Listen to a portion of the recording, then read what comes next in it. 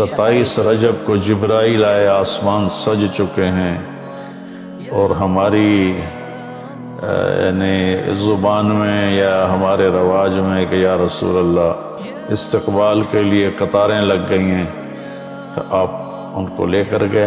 اللہ نے اپنے نبی کا ہاتھ پکڑا اور اپنی ذات تک پہنچا دیا۔ ہم اپنا ہاتھ اللہ کے نبی کے ہاتھ میں دے دیں تو ہم بھی اللہ کی ذات تک ہماری بھی پہنچ ہو جائے گی۔ اور پہلی ہستی ہیں جن کا قدم اللہ کے عرش پر پڑا۔ اللہ تعالیٰ نے ایسا خوبصورت سلام پیش کیا، تو اللہ کے نبی پہ قربان جاؤں، انہوں نے اپنی امت کو بھی شریک کر لیا۔ السلام علینا وعلی عباد اللہ الصالحین، اللہ ہمارے اوپر بھی سلام ہو آپ کا، اور جو میری امت کے نیک لوگ ہیں ان پر بھی آپ کا سلام ہو، آپ کی رحمت ہو۔ یہ آپ کا سینہ چاک کیا، دوسرے فرشتہ وہ پانی لایا زمزم کا، اس سے آپ کے سینے کو صاف کیا، پھر دل باہر نکالا، اس کو چیرا، اس سے صاف کیا، اور پھر دوبارہ دل کو رکھ دیا، سینے کو بند کر دیا۔ اب یہ سارا کچھ اپنے ہوش میں دیکھ رہے تھے۔ آرڈر پر جبریل نے کہا یا رسول اللہ بس آگے میرے پاس ویزا کوئی نہیں ہے، ایک بالشت بھی اوپر جائے، ایک گٹھ بھی اوپر جاؤں گا تو جل کے راکھ ہو جاؤں گا۔ کہ محمد سے وفاتوں نے تو ہم تیرے ہیں، یہ جہاں چیز ہے کہ لوح و قلم تیرے ہیں۔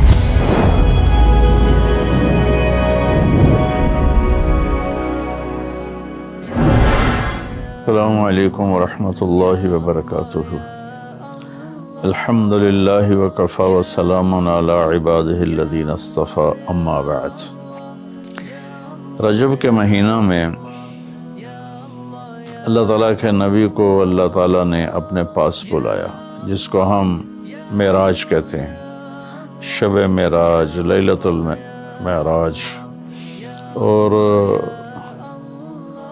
اس کے لیے اہتمام بھی کیا جاتا ہے، عبادات کا، خیرات کا۔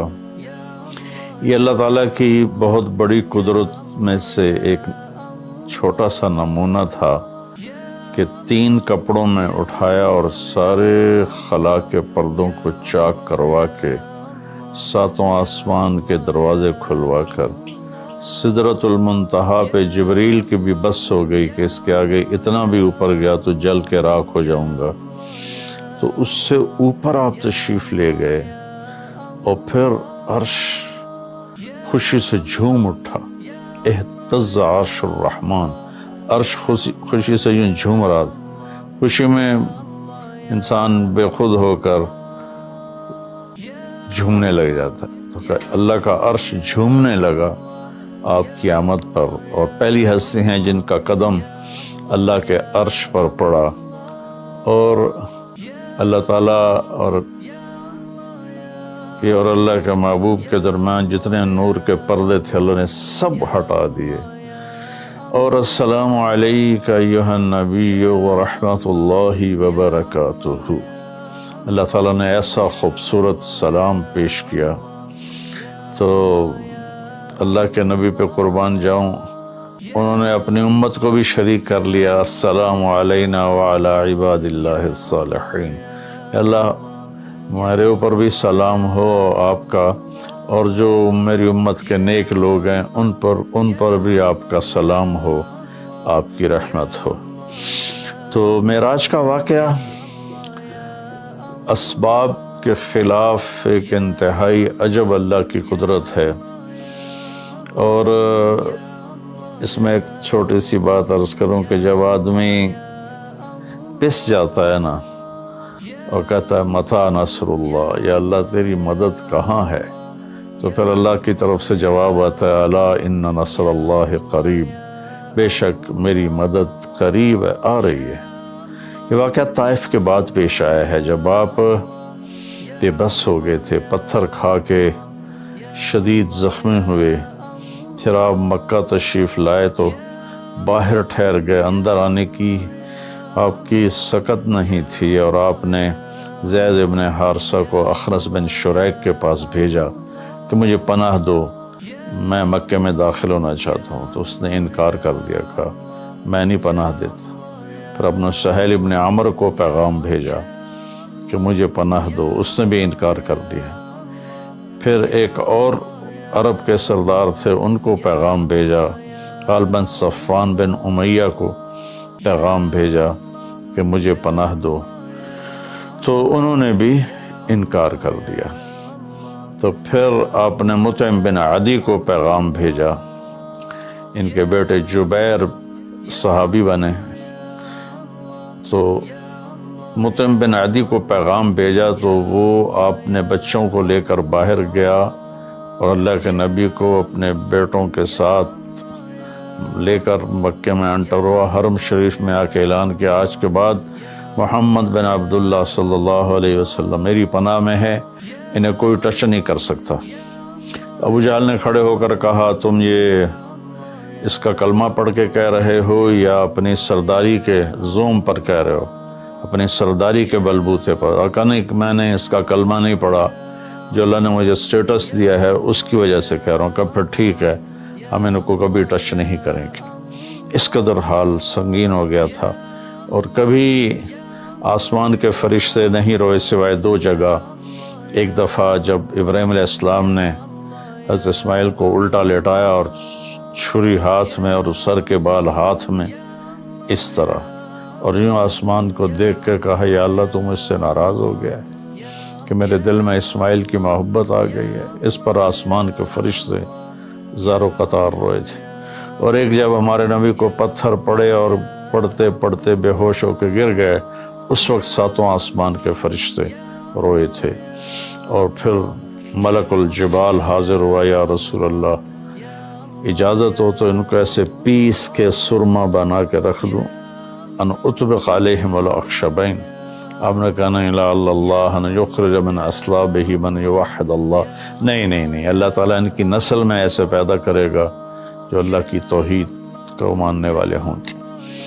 اس تکلیف کے بعد یہ سفر ہوا کہ 27 رجب کو جبرائیل آئے، آسمان سج چکے ہیں، اور ہماری یعنی زبان میں یا ہمارے رواج میں کہ یا رسول اللہ استقبال کے لیے قطاریں لگ گئی ہیں، آپ ان کو لے کر گئے۔ آپ ام ہانی رضی اللہ عنہ حضرت علی رضی اللہ تعالیٰ عنہ کے گھر میں تھے آپ، تو وہاں سے حتیم میں لے گئے، آپ کا سینہ چاک کیا۔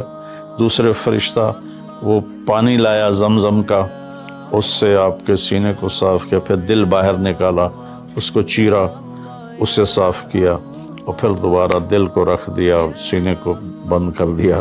اب یہ سارا کچھ اپنے ہوش میں دیکھ رہے تھے۔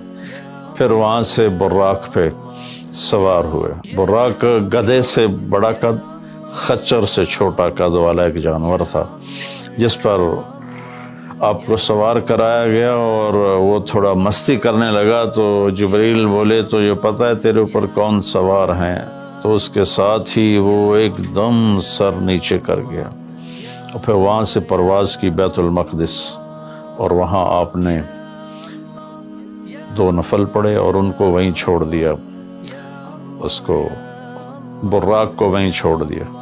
وہاں سے پھر سفر شروع ہوا اللہ کی طرف۔ اس سفر کو اللہ نے یوں بیان کیا، سبحان الذی اسری بعبدہ لیلا من المسجد الحرام الى المسجد الاقصى الذی بارکنا حولہ لنریہ من آیاتنا انہ هو السمیع العلیم۔ تو اس میں اہل علم کے لیے بڑا خوبصورت نقطہ بھی میرے ذہن میں ہے کہ یہ قرآن کی پہلی صورت ہے جو سبحان مصدر سے شروع ہو رہی ہے، سبحان الذی۔ پھر اس کو آگے لے جا کر اللہ تعالیٰ نے مصدر کے بعد فعل ماضی ہوتا ہے تو سبح للہ ما فی السماوات والارض کے ساتھ شروع کیا، تو مصدر آیا، ماضی آیا، ماضی کے بعد مضارع ہوتا ہے، فیوچر ہوتا ہے، مستقبل ہوتا ہے، تو یسبح للہ ما فی السماوات وما فی الارض الملک القدوس العزیز الحکیم۔ پھر اس کے بعد امر کا صیغہ ہوتا ہے، تو سبح اسم ربک الاعلی الذی خلق فسوی۔ یہ قرآن کا اعجاز ہے، قرآن کی خوبصورتی ہے، قرآن کی بلاغت ہے۔ سبحان، سبح، یسبح، سبح۔ تو اللہ تعالیٰ نے پہلے اپنی پاکیزگی کو بیان کیا کہ جو کچھ کہنے والا ہوں میں سب کچھ کر سکتا ہوں، میرے لیے کوئی مشکل نہیں کہ میں اپنے بندے کو لے کر گیا۔ اللہ آنے جانے سے پاک ہے، لیکن با کا اضافہ یہ بتاتا ہے کہ اللہ تعالیٰ کہہ رہے تھے یوں ہی سمجھو کہ میں اپنے بندے کو خود لے کر گیا اوپر۔ آپ جبریل کے کندھوں پر پروں پر سوار ہو کر نہیں گئے، آپ کا سفر الگ تھا، جبریل کا الگ تھا، یہاں تک کہ پہلے آسمان پر پہنچے تو دروازہ کھلا تو آدم علیہ السلام نے استقبال کیا، گلے لگایا۔ پھر اس سے اوپر گئے تو عیسیٰ علیہ السلام، یحییٰ علیہ السلام، زکریا علیہ السلام نے استقبال کیا، اور سارے آسمان کے فرشتوں نے استقبال کیا۔ پھر اس کے بعد تیسرے آسمان پر گئے تو یوسف علیہ السلام نے استقبال کیا اور سارے فرشتوں نے۔ پھر چوتھے آسمان پر گئے تو یونس علیہ السلام نے اور باقی سارے فرشتوں نے۔ تو پھر پانچویں آسمان پر گئے تو ہارون علیہ السلام اور آسمان کے فرشتے۔ پھر چھٹے آسمان پر گئے تو موسیٰ علیہ السلام اور موسیٰ علیہ السلام کے آسمان کے فرشتے۔ اس دن اللہ نے، میرا میں نے پڑھا کہیں نہیں لیکن مجھے لگتا ہے کہ اس دن اللہ تعالیٰ نے سارے فرشتوں کی عبادت کی چھٹی کرا دی ہوگی اور فرمایا ہوگا بس میرے محبوب کا دیدار کرو، استقبال کرو، آج یہی تمہاری عبادت ہے، کیونکہ ہر فرشتہ بے قرار تھا کہ دیدار ہو جائے۔ پھر اب ساتویں آسمان پر گئے، وہاں ایک بیت اللہ تھا، وہاں ایک بزرگ سفید داڑھی والے یوں کر کے بیٹھے ہوئے تھے، یوں کر کے، اور لمبے ان کے بال تھے، لمبی داڑھی تھی، وہ نہیں اٹھے، وہ بیٹھے رہے۔ جب اب قریب آئے تو وہ کھڑے ہوئے اور کہا میرا بیٹا آ گیا۔ پہلے نبیوں نے کہا ہمارے بھائی آ گئے، ہمارے بھائی آ گئے، ہمارے نبی آ گئے۔ اس بزرگ نے کہا میرے بیٹے آ گئے، میرے بیٹے آ گئے۔ تو آپ نے جبریل سے پوچھا یہ کون بزرگ ہیں؟ تو انہوں نے فرمایا یہ آپ کے دادا ابراہیم علیہ السلام ہیں۔ اس میں اللہ نے ہمیں سبق دیا کہ بیٹا کتنے ہی عالی مقام پہ چلا جائے، اس کی ذمہ ہے اپنے ماں باپ کا ادب کرے، ان کے پاؤں چھوئے، ان کے سامنے سر جھکا کے چلے۔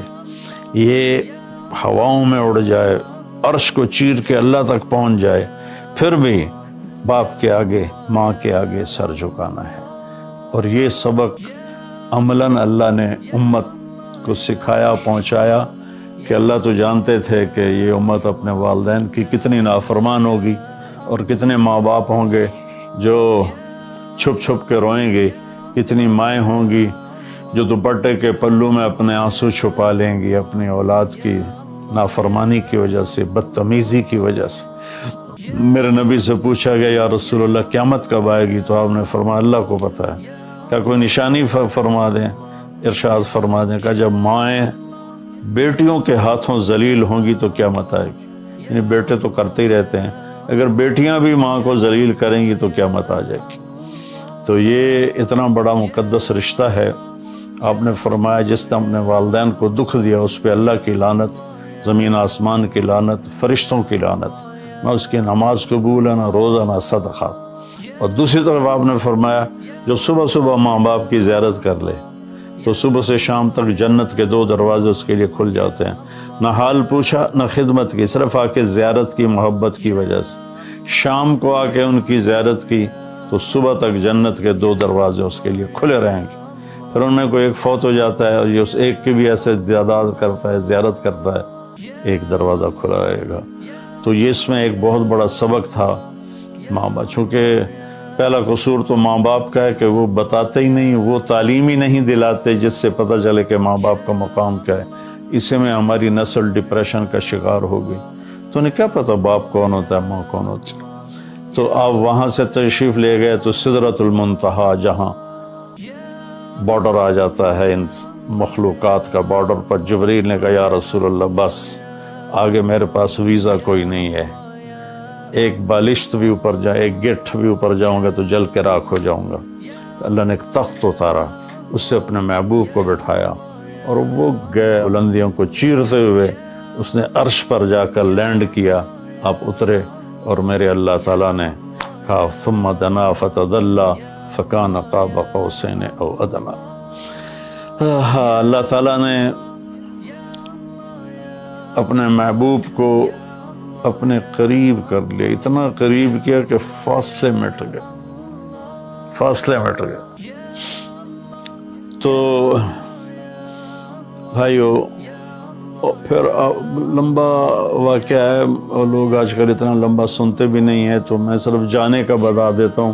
واپسی کا بھی پورا ایک کہانی ہے، جنت دکھائی، جہنم دکھائی، جنتی دکھائے، جہنمی دکھائے، سارا کچھ دکھایا، سود خور دکھائے، بے نمازی دکھائے، نمازی دکھائے، اپنے سب کو اپنی آنکھوں سے دیکھا، جہنم کو بھڑکتے دیکھا، جنت کو چمکتے دیکھا، جہنم کو دہکتے دیکھا اور جنت کو مہکتے دیکھا۔ یہ سب کچھ آپ نے اپنی آنکھوں سے دیکھا، اور پھر آپ واپس تشریف لائے۔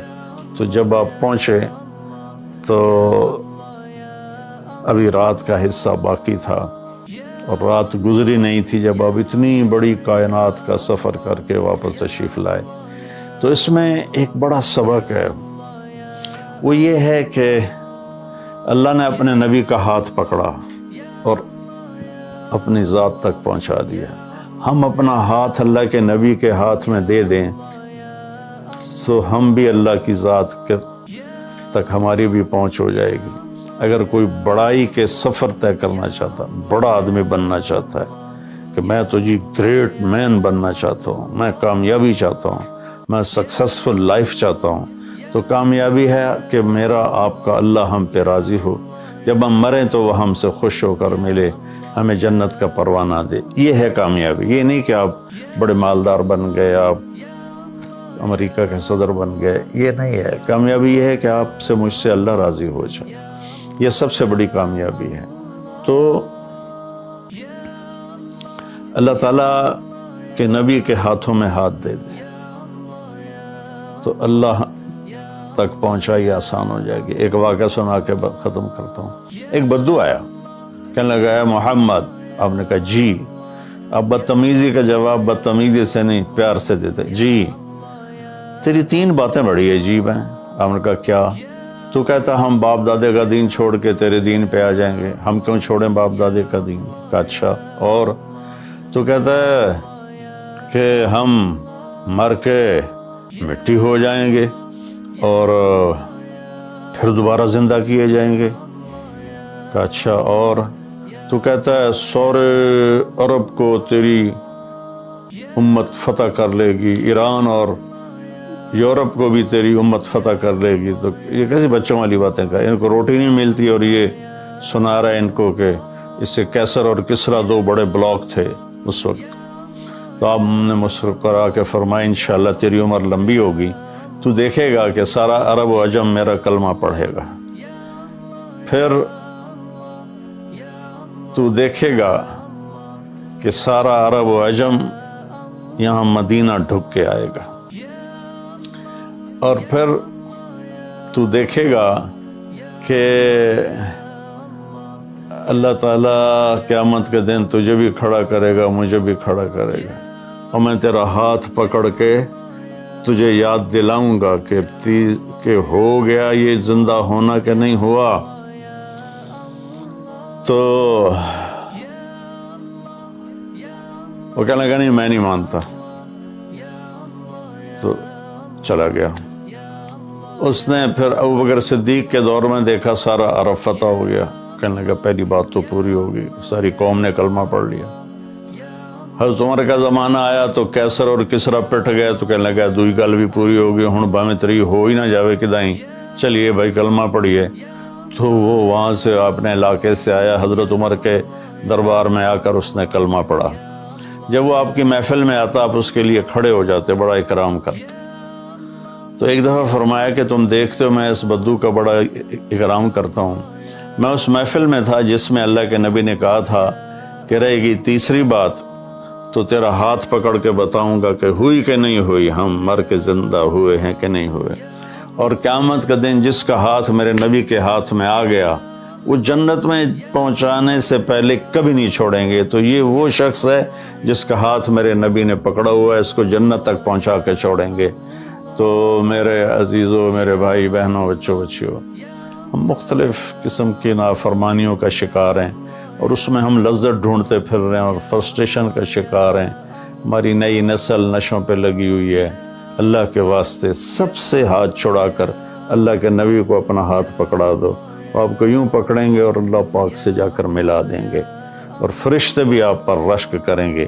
یہ واقعہ معراج کی اصل تھیم ہے، اور واقعہ معراج کا اصل پیغام ہے کہ محمد سے وفاتوں نے تو ہم تیرے ہیں۔ یہ جہاں چیز ہے کہ لوح و قلم تیرے ہیں۔ السلام علیکم ورحمۃ اللہ۔ اپنی زندگی کو خوبصورت بناؤ، زبان کے میٹھے بول کے ساتھ، اچھے اخلاق کے ساتھ، معاف کرنے کے ساتھ، درگزر کے ساتھ، سخاوت کے ساتھ، محبت کے ساتھ۔ مسلمان سخی ہوتا ہے، بخیل نہیں ہوتا ہے۔ مسلمان اللہ کو سخی پسند ہے، بخیل سے نفرت۔ سلطان عبد المجید نے جب مسجد نبوی بنائی تو 3000 حفاظ اور کاریگر تیار ہوئے، ان کو سلطان عبد المجید نے مدینہ بھیجا اور انہوں نے مسجد نبوی کی تعمیر شروع کی۔ ہر پتھر پہ قرآن پڑا ہوا ہے، جو پرانی مسجد ہے، اور جب کوئی پتھر رکھتے تھے اس کے مطابق نہیں ہوتا تھا تو وہ نشان لگاتے، وہاں بھی تراش سکتے تھے تیشے کے ساتھ، نشان لگاتے۔ جس بستی میں وہ ٹھہرے ہوئے تھے وہاں وہ پتھر واپس جاتا، وہاں اس کی کاٹ تراش کر کے پھر واپس بھیجا جاتا، پھر اسے لگایا جاتا، پھر وہ تھوڑا سا زیادہ ہوتا، پھر وہیں جاتا تھا، اور وہاں جا کے تاکہ ٹھک ٹھک کی آواز میرے نبی کو تکلیف نہ دے۔ ایک صحابی بولے، یا رسول اللہ، قیامت کے دن حساب کون لے گا؟ میرے نبی نے فرمایا اللہ۔ وہ کہنے لگا موجاں ہو گئیں موجاں، سبحان اللہ، کہنے لگا موجاں ہو گئیں موجاں، بخن بخن۔ ہم نے کہا تینوں کیڑی گل دی موجاں ہو گئیں؟ کہ یا رسول اللہ، اللہ کریم ذات ہے، پکڑ کے بھی چھوڑ دے گا، کہ جا موجاں۔ ارے کریم اللہ سے واسطہ ہے، یہاں کے بادشاہوں سے واسطہ نہیں ہے، اللہ کریم سے واسطہ ہے، جو چھوٹی چھوٹی نیکیوں کی قدر کر کے جنت میں ڈالنے والا ہے۔